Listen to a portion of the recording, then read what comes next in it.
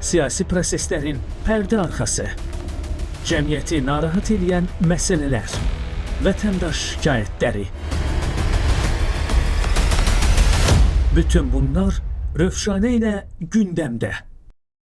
Salam, xoş gördük. Barometr TV-də Rövşanə Ağasəf qızı qonağımızı təqdim eləmək istəyirəm. Vəfa sosial problemlərin həllinə dəstək İctimai Birliyinin sədri və təsisçisi Fatimə Hacıbəyli. Fatimə xanım, xoş gəlmisiniz. Xoş gördük. Necəsiz? Çox sağ olun ki, dəvətiniz üçün minnətdaram. Mən də sizə xoş gördüm. Necə əhvalda gəldiniz? Çox gözəl. Təbii ki, siz dəvət eləyəsiniz, mən əhvalda gələ bilərəm ki, bura. Təşəkkür edirəm. Son vaxtlar aktual məsələlərdə, gündəmi zəbt eləyən məsələlərin belə deyim, həlli istiqamətində, çıxışlarda çox aktivsiniz. Yəni bu aktivlik nədən irəli gəlir? Gerçəkdən bu aktivlik, danışmaq, söz demək hansısa problemin həllinə kömək olurmu? Yoxsa sadəcə deyək ki, məsələn, elə sözdür, dedik getdik. Bu mənə də aiddir ya, mən də aktualam, mən də o problemlərdə çıxışçıyam. Amma düşünürəm ki, məsələn, özümə aiddirsə, nə qədər kömək eləyə bildik? Sözün nə qədər çəkisi və qüvvəsi var ki, hansısa bir problemi həll etsin? Rövşənə xanım, bəzən deyirlər ki, çox danışan adam heç vaxt iş görmür. Yalan söhbətdir, yalandan sadəcə olaraq danışır, amma iş görmür. Mən amma iş gördüyüm zaman danışıram, iş görmədiyim zaman susuram. Çünki ən azından utanaram ki, iş görməyə nəyisə şişirdib danışsam, sabah o insan qarşıma çıxar, deyər yalan danışırsan. Və bacardığım qədər erkən nigahların qarşısını almağa çalışıram və inanın ki, buna bir neçə dəfə də nail olmuşam. Rayonlardan zəng eləyiblər, kəndlərdən zəng eləyiblər, Bakının kəndlərindən. Və təbii ki, mən tək heç bir şey eləyə bilmirəm. Hüquq mühafizə orqanlarına müraciət eləmişəm, dəfələrlə gedib o erkən nigahın qarşısını almışam. Çünki mənim nömrəm demək olar ki, o insanların çoxunda var.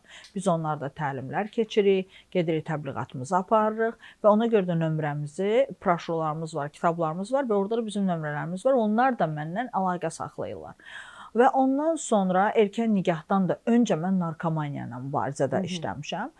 3 il narkomaniya ilə bağlı işləmişəm. O zaman da reabilitasiya mərkəzlərindən neçə dəfə insanları, mən sadəcə burada ad çəkmək istəmirəm, reabilitasiya mərkəzləri var ki, onlarla əlaqə saxlayıb ora yerləşdirmişik. Və nəticə çox gözəl olub. Hətta inanın ki, mən sizə bir nüansı danışım. Deməli, bir oğlan var idi.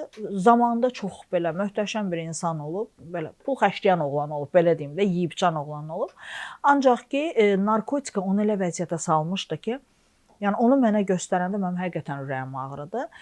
Deməli, adam narkotika onu elə vəziyyətə salmış ki, maşınlar gedirdilər, buna 5 manat, 10 manat pul verdilər ki, oyuna o insan oynayırdı.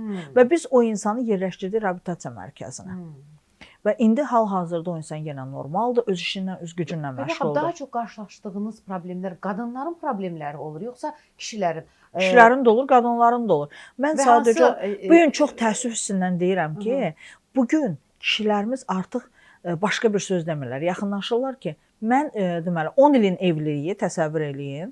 Gəlir deyir ki, mən uşağıma, yoldaşımdan DNT testi istəyirəm uşağıma görə. Görün bu faciə ha tərəfə gəlib çatıb. Artıq o uşaq müalicəyə getməlidir. Tutaq ki, nə bilim həkimə niyə getməlidir uşaq? Sağlamlığı üçün getməlidir. Amma bu uşaq gedir deyir ki, mənim atam kimdir?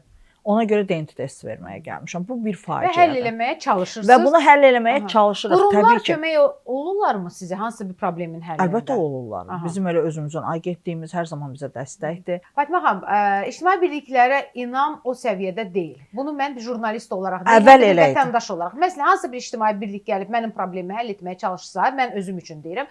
Mənim bilmirəm, bəlkə də şəxsi, məsələn, sizi şəxsən tanıyıram və bir neçə QHT rəhbərlərini şəxsən tanıdığım üçün bəlkə güvənim, inamım olar. Amma bütövlükdə o qədər də inamım və güvənim yoxdur. Onlar nə isə həll eləyəcəklər. Əvvəllər siz deyən kimi idi. Yəni səthi yanaşılırdı. Amma artıq demək olar ki, səthi yanaşılmır. Mən əminliklə deyirsiniz. Tam əminliklə deyirəm. Çünki bu dəqiqə biz hər bir şeyi hesabatını ödəyirik. Nə edirlər ki, ictimai birliklər məsələn? İctimai birliklər maarifləndirmə işləri görürlərsə. Maarifləndirməni bu dəqiqə sosial mediada istədiyi qədər aparılır. Yox, sosial mediada məsəl üçün çox vaxt elə maarifləndirmə tərsinə gedir. Məsəl üçün ictimai birlik nə edir? Bir ictimai birlik var ki, adını çəkmək istəmirəm. Onlar hal-hazırda kənd təsərrüfatı ilə məşğuldurlar. Kənddə evdə oturan qadınlar var. Hansı ki, bu qadınların heç bir gəlir mənbəyi yoxdur, amma çox gözəl bağı, baçatı var. İndi o qadınlarla o ictimai birlik necə işləyir? Yəni mənim ictimai birliyim deyil, tamam başqa bir ictimai birlikdir. O qadınlar banka balon bağlamırlar, nə bilim nəyisə qurutmurlar, quru meyvə filan. Artıq onlar özlərinin biznesini yaradıblar. Və öz emblemlərini vururlar o bankaların üzünə, tam kənd məhsulu və satışa verilir. Baxın, mənim problemim var. O əla. Onu mən də eşitmişəm o həmin o qeydə haqqında. Mənim problemim var. Mən deyək ki, MTK tərəfindən aldadılmışam. Mənə burada bu problemin həllində, məsələn deyirəm də, ictimai birlik nə edə bilər? Hüquq mühafizə orqanları var, məhkəmə var və yaxud bu məsələni ictimailəşdirmək üçün televiziya var, ən uzağa çıxıb problemmi deyəcəm.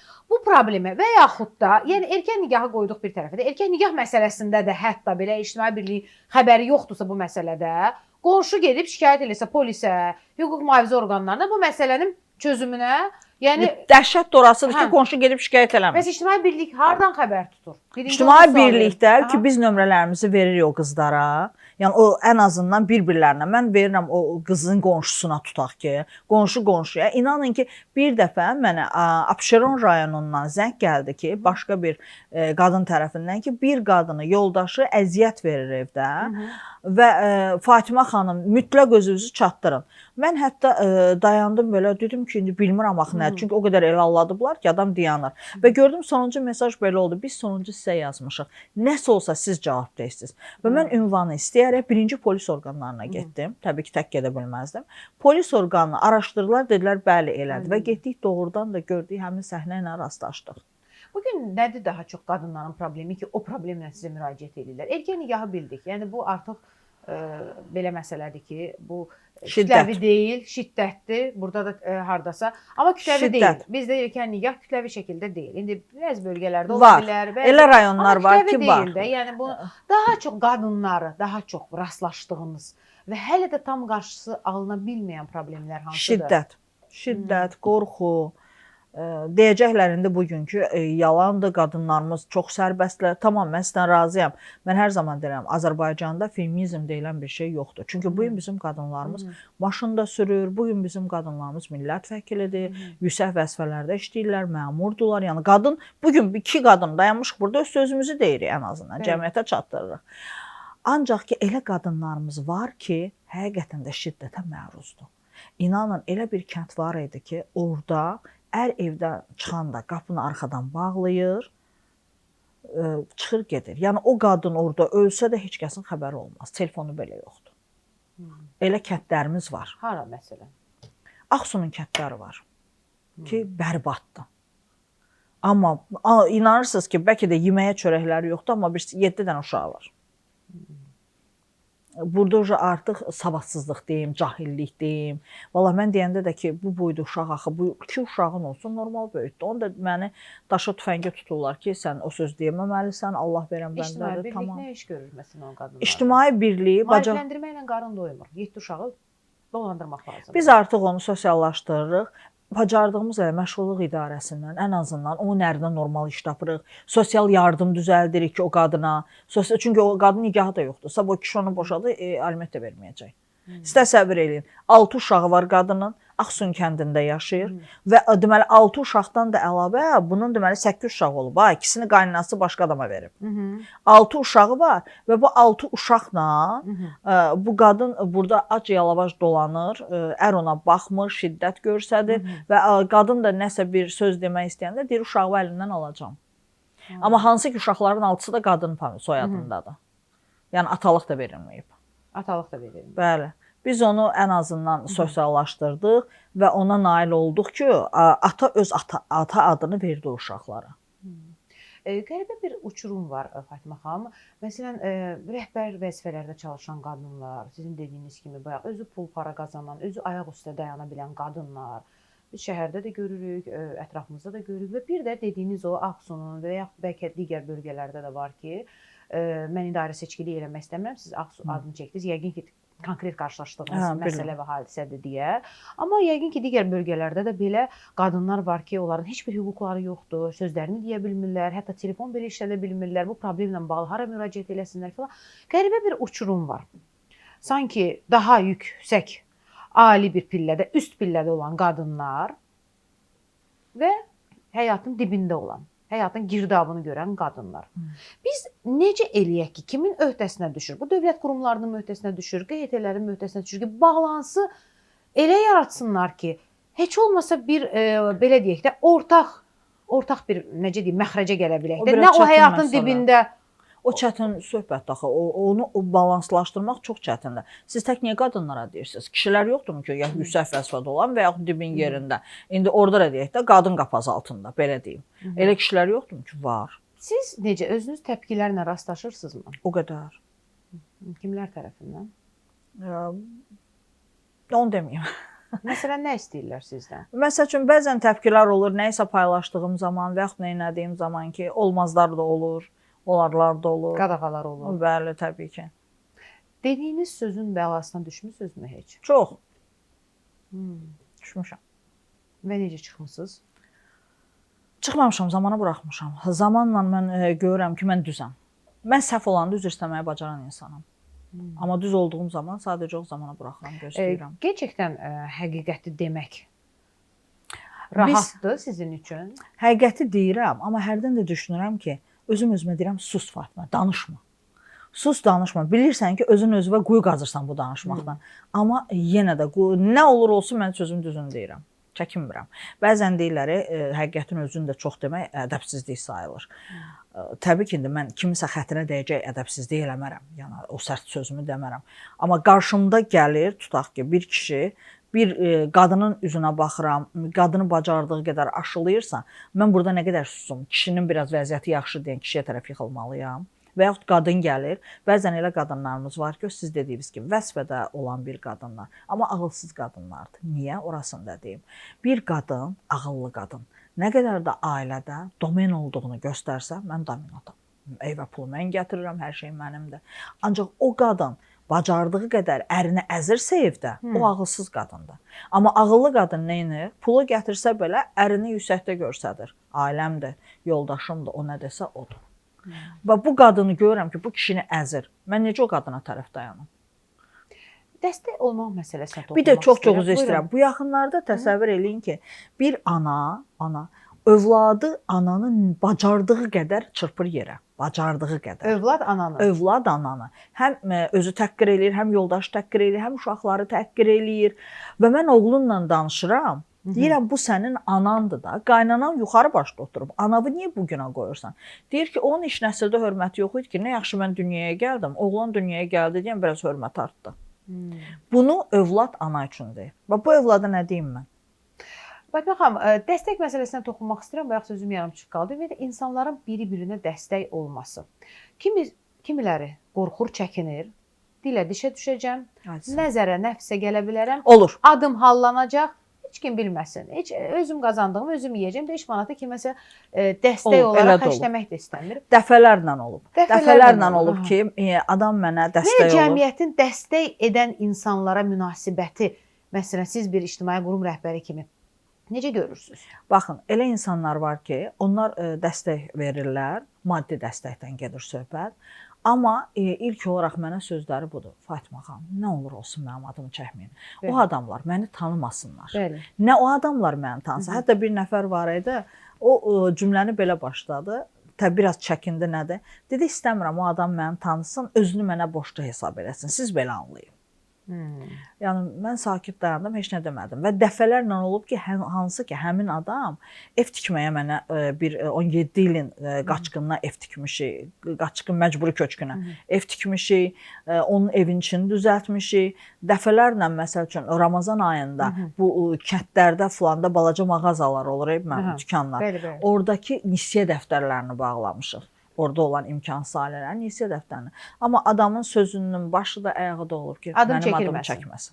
Fatma xanım, qadın liderə münasibəti, ümumiyyətlə cəmiyyətin qadına münasibəti ayrı bir mövzudur. Bir də qadın liderə olan, ümumiyyətlə uğurlu qadına münasibət və lider qadına olan münasibət qane eləyir sizi? Valla mən lider qadınları sevirəm. Çünki Mən də sevirəm lider hə. qadınları, ayrı məsələdir. Amma cəmiyyətin münasibəti necədir bəs? Cəmiyyət valla Həzm eləyə bilir? eləyirlər. Üzdə ən azından eləyirlər. Bəzən cəmiyyət plastilinə oxşadıram mən. Elə gözəl əyilirlər, formaya düşürlər ki. Və sevmədikləri qadın belə lidersə, cəmiyyətdə onlardan rəhbərdirlərsə, artıq elə bir formada onun qarşısına dayanırlar. Mən özüm dayanıram belə baxıram, deyirəm axı dünən bu başqa cür danışırdı. Necə oldu bu gün bir başqa bir formada oldu? İnanın ki, elə vaxt olub ki, bizdə elə QHT rəhbərlərindən biri görmüşəm ki, adam səhifəsində belə adam haqqında yazıb. Səhifəsində yazıb. Sonra biz tədbirdə olduğumuz zaman hamıdan birinci o gedib ondan görüşüb. Mən elə şeylər görəndə inansız cəmiyyətdən də qaçmaq istəyirəm, uzaqlaşmaq da istəyirəm, özümə də qapanmaq istəyirəm ki, biz hansı cəmiyyətdə yaşayırıq? İnsan bir yüz olar da. Tamam yaxşı 200 olsun. Yəni lider qadını üzdə sevirlər, arxada baltalayırlar, arxada başlayırlar. Görən hansı yolla gəldi meydana, görən necə oldu bu gəldi, oldu belə. Düşüncəniz maraqlıdır. Gerçəkdən qadının lider olması üçün yollar hamardır, yoxsa çox enişli, yoxsuldur? Bir dəfə mən sizə bir şey deyim. Bilmirəm, bu kəsiləcək, gedəcək, amma deyəcəm. Deməli 2015-ci ildə millət vəkilliyinə namizəd idim. Və bir keçmiş millət vəkili olan xanım eyni dairədən idi, o da oradaydı, amma həmin vaxtı verməmişdi, onun icazəsi yox idi. Yəni o qadın mənə zəng elədi, dedi ki, Fatimə eşitdim plan yerə namizədliyin təsdiq olundu. Dedim, hə. Dedi ki, çox çətin bir işə girişmisən. Dedim, çətin deyil, 2015-ci il idi, amma istəyirəm. O qadın mənə belə bir söz dedi. Bilirsən də, bu gün millət vəkili olmaq üçün hansı yollardan keçmək lazımdır, belə. Dedim, vallah, mən millət vəkili olmamışam, ona görə o yolları bilmirəm. Amma siz dəfələrlə olduğunuz üçün təcrübəniz çoxdur, yəqin öz təcrübənizdən yararlanmaq mənə deyirsiniz. O qadın mənə heç nə demədi, telefonu mənim qulağıma bu elədi və məni bloka atdı. Yəni, onlar daha yaxşı yolla bilirlər, amma mən əziyyətdən gəlirəm. İnanın ki... O qadının düşüncəsi bu bütün millət vəkili olmuş xanımlara yox, mən başa düşdüm. Amma mən o qadının fikrini deyirəm. Bu sadəcə olaraq indi reklamasını... Adını çəkə bilərsiniz amma. Yox, çəkmirəm. Sizə deyərəm adını. Demək, yəni ki, bu təbii ki, hər kəsə aid deyil. Bugün həmin o qadın kimilərin düşüncələri həqiqətən əziyyətlə bu meydana gəlmiş insanların işinə kölgə salmaqdır. İctimai Birlik rəhbəri olaraq yəqin ki, qarşınızda bir missiya var. Mənə maraqlıdır. O həyata keçirmək istədiyiniz missiya. İndi o problem həllidirmi, qadınlara dəstəkdirmi, nə bilim, bayaq dediyimiz kimi yerin dibində olan insanları qaldırmaqdır və s. O missiya, həyata keçirdiyiniz və keçirə bilmədiyiniz işlər nə qədər sizi qane eləyir və rahatlanırsınız? Yəni, edə bilirsinizmi qarşınıza qoyduğunuz missiyanı, problemləri həll eləyə bilirsinizmi? Gücünüz çatırmı? Yoxsa elə çabalaya 5 manat qrant alacam, 10 manat qrant alacam. Təbii ki, sizə maliyyələşməlisiniz. Sizin də maliyyə dəstəyiniz olmalıdır. Bunu bir təhər ayaqda durmaq üçün. Yoxsa rahat işinizi görə bilirsiniz? Yox, təbii ki, onu çatdırmıram. Mümkün deyil çatdırmaq. Yəni öz maaşımı da qoyuram hələ ora. Yəni tam şəkildə mən istədiyim səviyyədə çatdıra bilmirəm. Bacardığımı eləyirəm, amma çatdıra bilmirəm. Və qarşıma məqsəd qoymuşam ki, gələcəyinə 2 dənə sığınacağım olsun. Biri heyvanlarla bağlı olsun, çünki heyvanları çox sevirəm. Biri heyvanlarla, küçədə qalan heyvanlarla bağlı olsun. Biri də ki, siz hansı ailələrlə, mən o sığınacağı anadan imtina eləmiş uşaqlar üçün istəmirəm. Və yaxud da ki, nə deyim, övladları atan atalar üçün istəmirəm. Mən o sığınacağı sırf elə bir yerdə açmaq istəyirəm ki, məsəl üçün, valideyn işləmək istəyir, amma uşağını bağçaya qoya bilmir. Buna gücü çatmır, dövlət bağçasına yeri yoxdur. Bağça kimi sığınacağa pulsuz gətirsin, qoysun, heç nəsiz maddidən.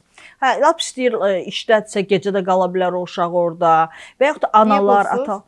Çünki o sığınacaqdır da, mən o sığınacağı yaradıram, sonra maddiyyat olmamalıdır ki. Amma sizin özünüzlə uşaqların... Bəs onu yaratmaq istəyirəm də, dövlətin dəstəyi ilə. Dövlət dəstəyi olandan sonra mən niyə onlardan nəsə götürüm ki? Onların hər bir şeyinə dərsidir, kitabıdır və s. Bu dəqiqə bilirsiniz də, autizm spektru ayaq tutub yeriyir hal-hazırda. O uşaqlar var ki, onlar dışlanmasınlar, onları ora dəvət eləyim, bir-birlərinə qaynasınlar, qarışsınlar. Bax, bu forma. Çünki bağçalar da o uşaqları götürmür. O uşaqlar qalıblar kənarda. O uşaqlar üçün ən çox istəyirəm ki, elə bir sığınacaq kimi bir yer yaradım. O uşaqları valideynləri gətirsinlər, qoysunlar ki, o uşaqlar sağlam uşaqlarla şeydə olanda, əlaqədə olanda bəlkə də düzəlmə ehtimalı biraz artır da o anlamda. Maraqlıdır. Bu fəaliyyət göstərdiyiniz dövrdə daha çox olubmu ki, yaddaşınızda qalan bir hadisə və sizi çox təsirləndirir? Bir qadın taleyimi və ya da elə bir kişi taleyi də ola bilər və siz bu hadisənin, bu olayın içindən aylarla çıxa bilməmisiniz. Olub. Deməli, bir kişi var idi. Bu kişi internatda böyümüşdü. Ata-anası yox idi, heç kim yox idi. Və sonradan evlənir bu, Gədəbəyin kəndindən. Bir xanımla ailə qurur və bu kişinin 3 övladı olur. Xanım evin axırıncı uşağı olduğu üçün ev həmin bunlara qalır və kişi gəlir bunlarla burada yaşayır. Və sonradan xanım deməli sən 4-cü uşağa hamilə olanda, nə bilim dərman içir, nə olursa qadının beyni pozulur. Və ən dəhşətli faciə budur ki, mən həkimə deyən, həkim dedi ki, səhv eləmirəmsə, əgər bir xəstə gülməyə başlayırsa ümid yoxdur. Onu yerləşdirirlər xəstəxanaya. Bunu xəstəxanaya yerləşdirəndən sonra deməli bu qadının böyük bacısı gəlir, bu uşaqları da, bu kişini də bu evdən çıxardır. Və bu kişi gəlir, məcbur olur Bakıda qalır. Bakıda da çox çətin vəziyyətdə olur. Uşaqları vağzalda oturtdurur, təsəvvür eləyin. Gedir, araba daşıyır, gəlir, nəsə alır, bunlara yedizdirir. Və uşaqlar orada qaldığı müddətdə kişi yıxılır, nəsə olur. Elə bir axşama can gələ bilmir, artıq uşaqlar polisə təhvil verilir. Və o kişi gəlir, çıxır ora. Mən bir atanın acizliyini gördüm. Ata necə ağlayırdı, baxa bilmir. Qızdır, qızı yumalıdır, alınmır. Yəni heç nə eləyə bilmirdi. Yəni uşaqlarını nə vermək istəyir, nə də baxa bilir özü. Orada bir atanın acizliyi qarşısında inanın ki, mən də onlarla bərabər neçə saat ağlamışam və o təsirdən çıxa bilmirdim. O səhnə hələ də bugünkü günə qədər gözümün qarşısından getmir. Uşaqlar atanın duz kimi yalayır, ata uşağı, amma o məcburi surətdə uşaqları alıb uşaq evinə verdi. Bəzi ailələrin problemləri aşırı qabardılır, abartılır. Efirlərdə, yəni mən özümə də aiddir. Bu dəfələrlə olub ki, bu məsələləri biz qabartmışıq. İctimailəşir. Bu qədər ictimailəşmənin, bu qədər dilə-dişə düşmənin bir ailənin qurtulmasına təsiri olurmu? Artıq ər-arvad dəfələrlə görmüş. Özüm də sosial verilişlərdə də iştirak edirəm, özüm də aparıcısı olmuşam, bugün də aparıcısıyam. Ər-arvad boşanırsa, uşaqların vəziyyəti artıq kritikdirsə, o efirlərdə, sosial verilişlərdə və yaxud da bu qədər sosiallaşan bir belə deyim hadisəyə çevrilirsə, bu ailə münaqişəsi nə xeyir olur? Bir xeyri var yəni. Əvvəllər efirə nə vaxt çıxırdı bir ailə? Yəni burada biz özümüz efir iştirakçısı olaraq danışmayaq. Bildim. Vətəndaş olaraq xahiş edirəm danışaq. Bax, əvvəllər efirə insan nə zaman çıxırdı? Son kritik dönəmdə. Deyirdi, artıq çarəm yoxdur, getməliyəm. Amma indi çox qəribədir ki, elə kişi deyir arvadına ki, dur mən 2 dənə stəkan tutaq ki, çay gətir. 2 dəfə artıq buyuranda, artıq durur efirə qaçır. Bu bir tərəfdən pisdir, bir tərəfdən yaxşıdır. Yaxşılığı nədədir ki? Yaxşılığı mən deyim də, məsəl üçün bir dəfə efirə, yenə deyirəm, bax, bir qız var idi, onu güc bala ilə ərə verirdilər. O qız evdən qaçıb gəlmişdi ki, mənim gedəcək yerim yoxdur. Və yaxud bir qoca adam gəlmişdi, övladları bunu atıb da, insanın gedəcək yeri yoxdur. Və o gəlib onu yerləşdirirdi. Amma eləsi də var ki, nə bilim, valla boşluqdan gəlir. Boşluqdan gəlir. Mən sizə razıyam. Və bir dəfə efirə biri gəlmiş, görürsən ki, bu da vacib olan bir şeydir. Deməli, gəlini axtardı, tapırdı. Gəlin tapıldı. Gəlinin heç bir artıq hərəkəti yox idi. Sadəcə gəlinin nə hərəkəti var idi? Gəlin bilmədən, bax bugün hər kəs bilsin, bu telefonda oyunlar var. Nə bilim, nəsə bir belə deyim də, indi mən demirəm nə onu bildi. Pullu oyunlar. Aysə o oyunlara qoşulmuşdu və qadın artıq nə qədər borclanmışdı. O evdən məcburi surətdə qaçmışdı. O pulları ödəyə bilmirdi. Axtarırdılar onu. Yoldaşı verir. O təsəvvür yoldaş deməli Azərbaycanda deyil, Azərbaycanın kənarındadır. O pul göndərir balalarını yemək yetizdirmək üçün. Bu qadın o pulların hamısını qoyub ora. Və bütün qonum-qonşu hər kəsə borcludur və bunun üstü açılanda təbii ki, yoldaşı infarkt keçirdi. İnanın ki. Belə situasiya olur və onda qaynına hara müraciət eləsin? Yazıq gəl bura müraciət elədi. Kömək eləyə bildi. Efir kömək elədi. Efir getdi, qadın tapdı, elədi. Ən azından o borclarına kömək oldu.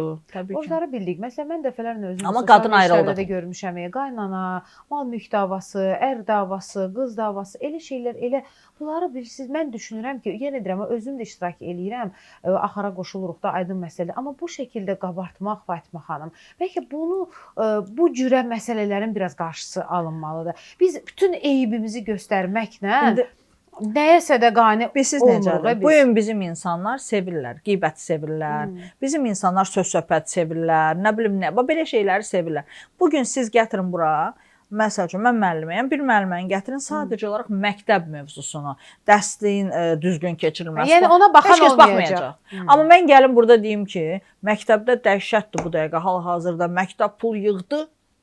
Bax bu gedəcək başlıq. Çox qəribə bir şeydir. Fatma xanım, bayaq soruşdum, dilinizin bəlasını heç düşmüsünüzmü? Düşmüşəm. Çox sərhədlər qoyursunuz özünüzə. Artıq yəni bir yaşdan sonra burada deyək ki, bunu demək Bir olar, yaşa bunu qədər demək qoymuşam o olmaz. sərhədə, artıq qoymaq fikrim də yox. Sərhəd qoymaq istəmirsiniz. Yox. Maraqlıdır sərhədsiz olmaq. Yəni rahatdırmı sərhədsiz məsələn? Rahatdır. İnsan ən azından düşündüyünü deyir. Bir yaşa qədər qoymuşdum sərhəddə, heç bir sərhəd yox. Heç bir sərhəd qoymursunuz. Yox. Nə qədər Onsuz da mən çox vaxt elə sərhədsiz danışmışam. Düşündüyüm nədir Yox, onu bəs demişəm. addımlarınızda, hərəkətlərinizdə sərhədlər. Addımlarımda bir ana olaraq həmişə sərhədimi qorumağa çalışmışam. Çünki mənim iki övladım var, nəvələrim var. Mən o sərhədi heç vaxt keçmərəm. Bəzi bir qırmızı cizgilərim var da mənim. O qırmızı cizgiləri keçmərəm. Amma sözlərdə də olmalıdır qırmızı cizgilər məncə. Bir insanı sözlə yerdən yerə vurmaq olar. Məsələn, bu sizə aid deyildi ümumiyyətlə. Yəni yox, mən heç kəs mən bacardığım qədər incitmək insanları olar. incitmirəm. Yəni deyir o var dağa mindirər, o var dağdan endirər məsələsi. Məsələn, elə bir söz deyə bilərsiniz ki, insan tamamilə alt üst ola bilər. Bəxt dedi sərhəd qoymuram, ona gətirirəm. Hə, mən başa düşdüm siz nə deyirsiniz. Yox, mən əgər bir insanın haqqında, Rövşənə xanım, əgər mən bu gün düşünürəm ki, bu stəkanın duruşu belə deyil. Siz mənim əzizim də olsanız onu sizə deyəcəm. Hansısa bir dolayı yolla da olsa deyəcəm. Dayanmayacağam. Yəni fikrimi gizlətməyəcəm. Yəni sizin üzünüzə deməyib, gedib kənarda deməyəcəm ki, anladım. Bu belə idi. Özünüzə nə qədər sərhədsiz sözlər deyilib və nə qədər onu həzm eləyə bilmisiniz? Deyilib. Özümə də deyilib və mən də həzm edib deyəndə əgər lazımsa cavabını vermişəm. Xoşunuza gəlməyib ona görə yoxsa? Yox. Əgər səhv deyirsə, o zaman cavabını vermişəm. Yox, əgər mən görürəmsə o dediyi düzdür, demişəm düz deyirsən. Amma baxın deyilişə. Ton və intonasiya məsələsi. Ton və intonasiya. Siz dediyiniz kimi oho var dağa endirər, oho var dağdan endirər. Yəni baxır o intonasiya. Özünüz haqqında tənqidləri dinləməyə hazırsınız? Əgər düzgün tənqidsə niyə? Sağlam tənqidi dinləyirəm. Sağlam olmayan tənqidi, təhqiri qəbul eləmirəm. Çox edirlər sizə tənqid. Eləyirlər. Bəzən çıxışlarımı eləyirlər. Hansısa bir televiziyada olanda baxıram ki, yazırlar. Yenə filan kəsin üstünə getdi Fatimə, belə elədi Fatimə. Yanıram, baxıram. Nə deyim? Cavab vermirsiniz. Yox, elə bəzi siz necə? Mən elə insanla polemikaya girərəm ki, o mənim səviyyəmə uyğun olsun.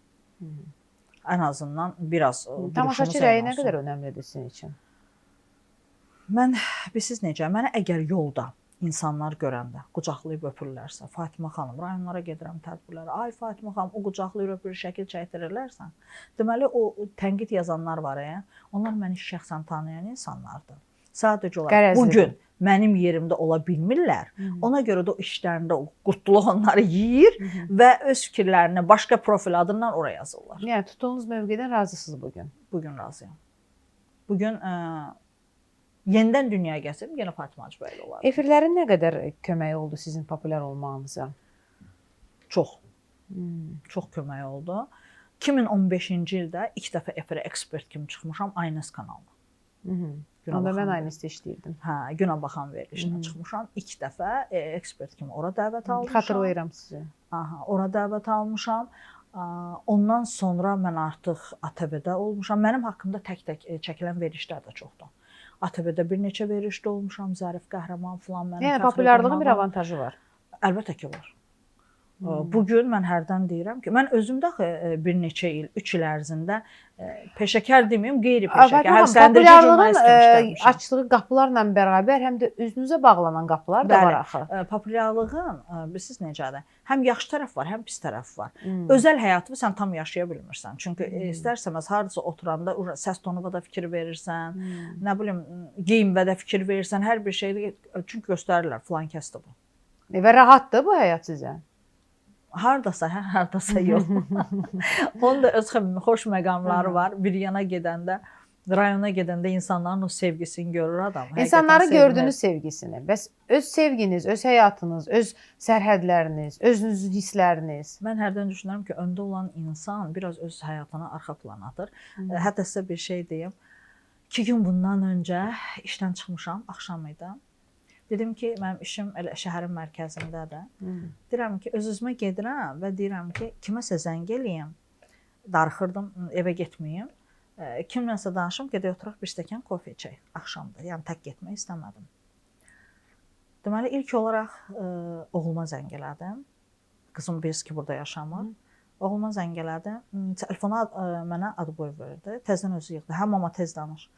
Dedim ki, bəs hardasan? Dedi, işlərim çoxdur, sonra danışarıq. Qoymadı ki, sözümü bildirəm. Adıboy elədi. Sonra bir neçə hansı ki, yaxın söhbət olmaq istədiyim dostlarıma yığdım. Biri dedi, evdəyəm. Biri dedi ki, ay nə bilim, gec duşa çıxa bilmirəm. Yəni, heç kəs tapmadım. Mən gəldim, tək oturdum, özüm. Bir stəkan kofe aldım və qarşımda heç kəs yox idi. Özüm özlüyümdə deyirəm ki, bax, sonuçta busan. Nə olsun ki, ətrafında çox insan var. Nə olsun ki, tutaq ki, xəstələndin, hamı gəldi, toy elədin, hamı gəldi. Amma o tək olan momentin var. Bir nəfəri sən tapmadın ki, səninlə bir gün otursun, kofe içsin burada. Elə çətini budur da. Bayaq dediyiniz o insanların sevgisi, qucaq dolu hissləri və s. və sonuçda içindəki tənhalıqla baş-başa qalırsan. Bu da o, bəlkə də ola bilər ki, tanınmışlığın, bəlkə də daha çox mənə də aid ola bilər o bir şey. Efirlərdə parlamaq, görünmək və sonuçda özünə qapanıb, öz dünyanla o öz həyatının elə bir Rövşənə xanım, bizi hesabatını aparırsan. Efirdən bu hissəni görürlər. Arxa hissəni görən yoxdur. Razıyam. Arxa hissəni görən yoxdur. Təşəkkür edirəm Fatimə xanım. Deyəcəyiniz bir söz varmı? Məsələn, gənclərə, xanımlara bir tövsiyəniz olsun. Mən hər zaman xanımlarımıza deyirəm ki, siz zərifsiz, zəif deyilsiniz. Həmişə o zərifliyinizi qoruyun, amma güclü olun. Və bir də bir şey deyim, bəzən deyirlər ki, biz güclü qadınlarıq. O sözü üstünüzə götürməyin. Çünki güclü qadın heç vaxt xoşbəxt olmur. Çalışın xoşbəxt olasınız. Necə olsunlar xoşbəxt? Güclü olmasınlar da. Mən bir şey deyim. O bilmirəm söz o qədər gözəl bir sözdür ki. Bilmirəm. Sosial şəbəkələrdə son vaxtlar yayılıb. Mən də baxıram ki, hə bilmirəm deyin. Amma necə deyək? Bildiyimiz bir şey necə bilmirəm deyək? Yox, baxın, ailə quranda. Tamam, bilmirəm. Kim gəlib eləyəcək o zaman? Elə onda Allah göndərir sənə. O güclü adamı göndərir və sən də kürəyini söykürsən ona. Yəni qadın üçün bu daha xoşbəxt. Bəli, mən hər zaman deyirəm. Bir xoşbəxt olmayan qadın, bir güclü qadının hər zaman arxasında bir məsuliyyətsiz kişi durur. Məsuliyyətsiz kişinin əsəridir o güclü qadın. Eyni ilə bu fikrə sosial şəbəkədə rast gəldim. Bəlkə də haqlısınız. Amma mən ayıra bilmirəm. Düzdür, haqlısınız. Qadın istəyir arxasında bir güclü kişi olsun.